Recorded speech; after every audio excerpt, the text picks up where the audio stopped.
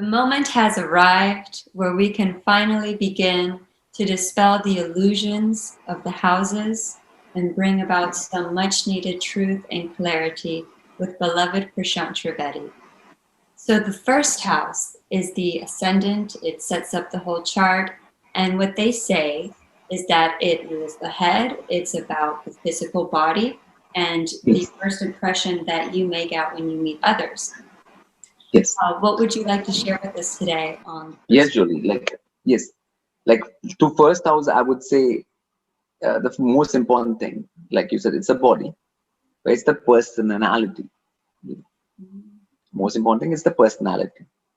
Okay. So whatever sign is rising on the ascendant, whatever is the personality of the sign, you will have that personality. Okay. So this personality people have been ascribing to for many years, like for 50, 60 years, to the sun sign, right? When in the West they used to have sun sign, Aries, Taurus, Gemini, and Yes. people said you're a Capricorn, I'm a Libra, and I'm a Virgo. And people knew the characteristics of those signs, personality traits of those signs. Okay. So whatever sign is rising on the sun, that is actually your personality. Oh. So they can shift whatever they learned about the sun sign over the years straight onto the ascendant. Wow. Okay, so they can transfer that knowledge straight into that and it'll apply to this. Okay. Is the sun still the personality, or is that not true? No, personality is ascendant. Wow. That's Okay. huge. So whatever people learned about sun sign, that will not go waste if applied to this thing called ascendant. Okay.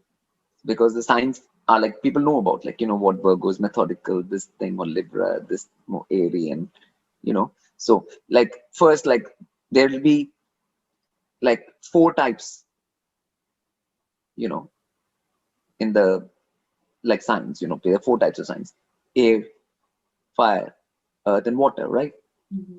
So your first sign will belong to first house will belong to either of those. Okay. So from that you can tell the personality, some a whole lot about the personality. Okay, right. Okay. So that's an important part. Okay, and then there are different divisions. There are cardinal signs.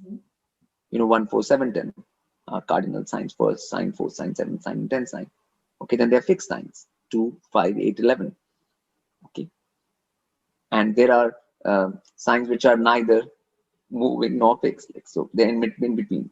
So they're dual signs. Okay, they are 3, 6, 9, 12. Okay. So you have these three types on top of the element. Okay, so movable signs will be more moving, right? They would like more movement. Yes. Fixed signs would like to stay more fixed and stable. They don't like that much movement. Okay, and dual signs will be sometimes fixed, stable, and sometimes moving. They want some stability and some movement in equal measure. What would it look like if you have Earth on a or like on a movable signs, like two energies that oppose each other? Would that kind of bring them into the middle to be more sometimes? Where will that happen? Like, which sign do you think that will happen? Where it'll be movable, but Earth. What is that sign? Movable 1, 4, 7, 10. Okay, and the 10th sign is 1, 4, 7, 10 movable. Yes. Yeah, and 10 is Earth, Capricorn. Yeah. So there's only one sign where movable and Earth are moving, are meeting. Yes.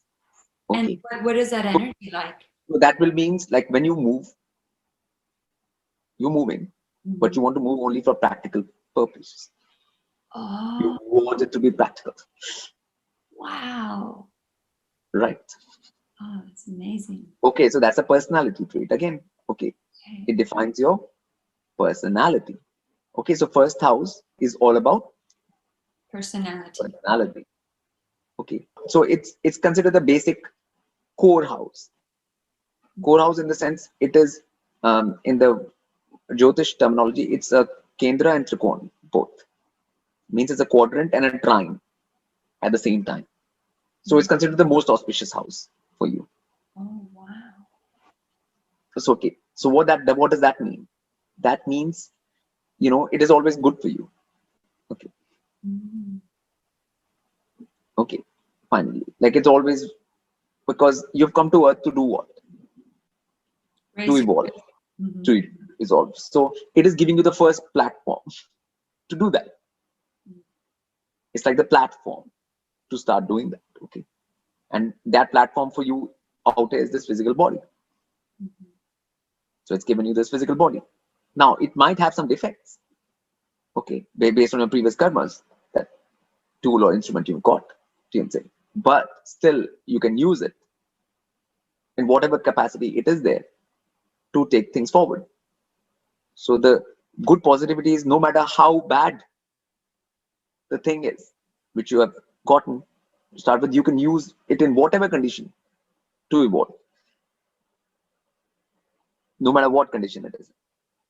Okay, so that's the positivity of this house. Mm. So and without this, nothing else is possible. If you don't have that, the rest of the houses have no meaning. Yes, of course. Yeah, like as long as you don't have that, nothing else matters. So it becomes like the basic core crux center of the chart, everything. So all charts, you see always the first house first. Absolutely. Nothing else. You don't see the sun, you don't see the moon, you don't see where the Venus is, you don't see where Jupiter is, you don't see where the Saturn is. You just see what's the first house and where is the first house Lord gone. Mhm. Yet, like if you have a sign, like if you have like Capricorn or Aquarius in the first house, that means the Lord will be Saturn, Mhm. and then you see where Saturn is. Okay, that's the first thing you see in a chart. Mhm. Okay, so And what that means, where that placement goes energetically, what would that be like? The Lord going there. that will become the most important thing for you in your life. Wow. How powerful. Yes, yes. So it's simply like, so like if somebody I'll just give you one simple example. If first Lord goes in third, okay, okay, for that person, will never say no to short journeys. You can say, you tell them like, okay, let's go here, like let's go there. They'll always say yes. Okay. They're always up for it.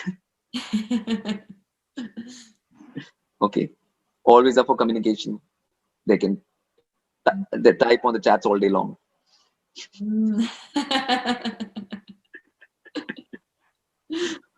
Okay, so those are mixing traits. So I'm just saying, like, it becomes the most important thing for you.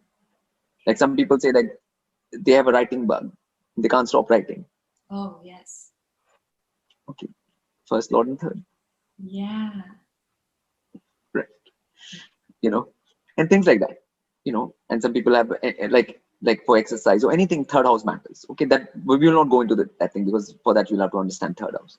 Mhm. Okay, so that's why I'm just saying it is the most important thing, the first house, and wherever it Lord goes and what is there. Okay. So whatever planet is there, for example, anything, you will have the traits of that planet.